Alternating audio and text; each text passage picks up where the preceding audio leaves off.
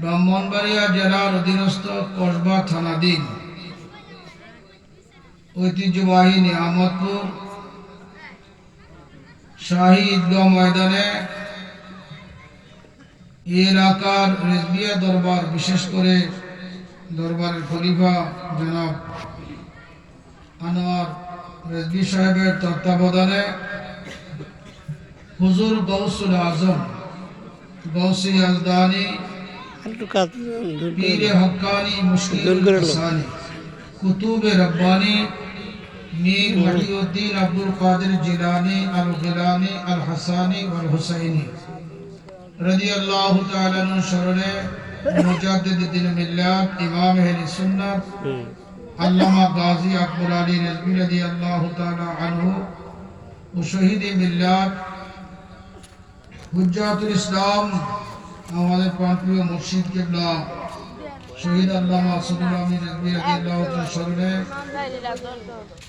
আজকের এই 13তম বার্ষিক উরুস মুবারকে শুভ আগমন করছেন औलाद रिजवी रहनुमा शरीयतुल तरीक़त पीरजादा बदरुल आमीन रिजवी बारकाल्लाहु फी हयातिही নুরানি প্রোগ্রামে আজকে বাংলাদেশের সুউচ্চ কণ্ঠধারী একজন আলেম আশিকে রাসূল মাওলানা মাহবুবুল হক নূরে বাংলা মাদ্দাজিল্লাহুল আলী এবং সম্মানিত সুন্নি উলামায়ে কেরাম, ডানে বামে বসা আলিম উলামা এবং মুরব্বিয়ানে কেরাম, ফ্যান্ডেলে বসা আগত ইমানদার মুমিন মুসলমান ভাই বাবারা, পর্দানিশীন মা বোনেরা, আমার সালাম গ্রহণ করুন। আসসালামু আলাইকুম ওয়া রাহমাতুল্লাহি ওয়া বারাকাতুহু।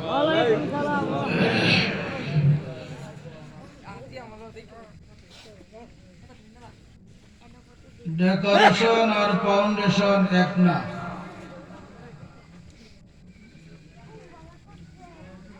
ডেকোরেশন আর ফাউন্ডেশন এক নয়। যদি ফাউন্ডেশন ঠিক না থাকে ডেকোরেশনের মূল্য নাই। ফাউন্ডেশনের অস্তিত্ব আছে, এই ফাউন্ডেশনের দ্বারা ডেকোরেশনের সৌন্দর্যতা বৃদ্ধি পায়। আজকে আয়সা শুনছি দুইটা মহিষ প্রায় 3.5 লাখ টাকা দিয়ে কিনছে। এগুলা মানুষে খাইছে, দিনের বেলা খানা, রাত্রেও দেখছে অনেকে খাইছে। এরা বললেন প্রায় দিনের বেলা 5 থেকে 6 হাজার লোক খাইছে।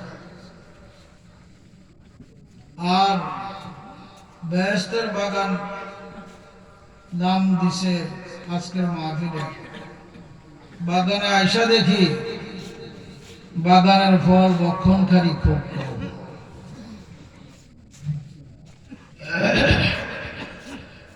এটা একটা কিয়ামতের আলামত।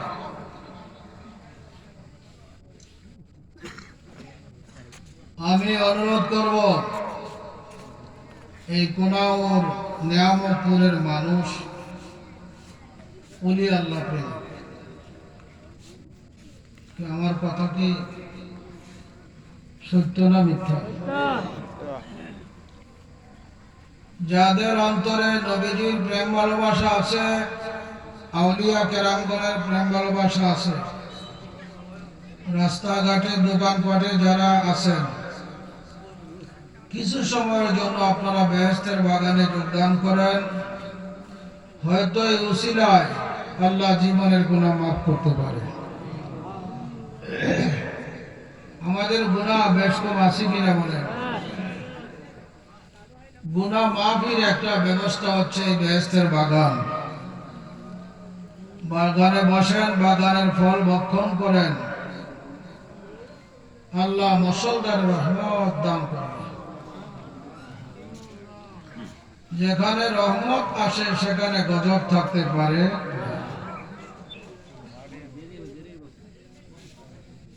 ভাইরা আমার, যেহেতু আকর্ষণীয় বক্তা আছে, যথাসময়ে তিনি কে মাহফিলে আনবেন, আপনারা ওয়াজ নসিহত শুনবেন।